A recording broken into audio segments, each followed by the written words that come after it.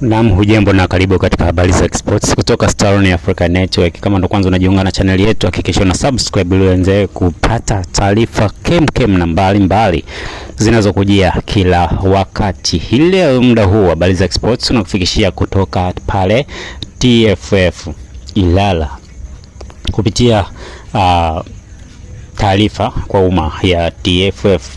Ni kila kitu sasa kipo hadharani. Yale matakwa ya Dar es Salaam Young Africans ambayo waliyawasilisha kwa bodi ya ligi pamoja na TFF, halikadhalika kamati yake tendaji, ninaweza kusema kwamba tayari yamepatiwa ufumbuzi masaa 72 kabla ya mchezo wa dabi uliopangwa kuchezwa Juni 15, 2025. Sasa kupitia taarifa kutoka shirikisho la mpira wa miguu Tanzania TFF, imeelezwa kuwa rais wa TFF Wallace Karia amemsimamisha kazi ofisa mtendaji mkuu wa bodi ya ligi kuu Tanzania TPLB Almas Kasongo kufuatia matakwa yaliyowasilishwa na Dar es Salaam Young Africans. Lakini pia sambamba na hilo, mwenyekiti wa bodi ya ligi TPLB Steven Mnguto naye amewasilisha barua rasmi ya kujiuzulu nafasi yake, huku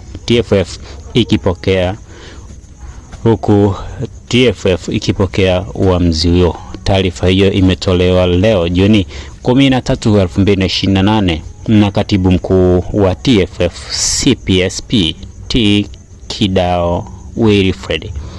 Nitakupitia ni kusomee taarifa ya TFF kwa kadri ambavyo inasema.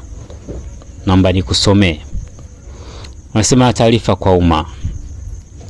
Mwenyekiti wa bodi ya ligi kuu Tanzania TPLB Steven Mnguto amewasilisha barua ya kujiuzulu wadhifa huo.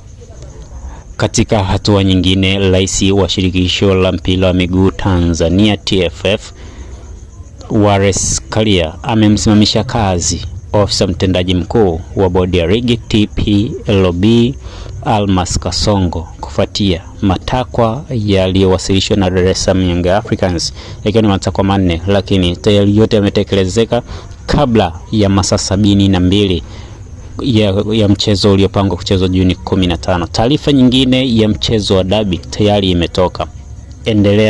Angalia video inayofuata uweze kupata taarifa kamili ya mchezo unaofuata wa Kariakoo Derby, mchezo nambari 184. Kama ndo kwanza ni mgeni kwenye channel yetu, hakikisha unabonyeza neno subscribe.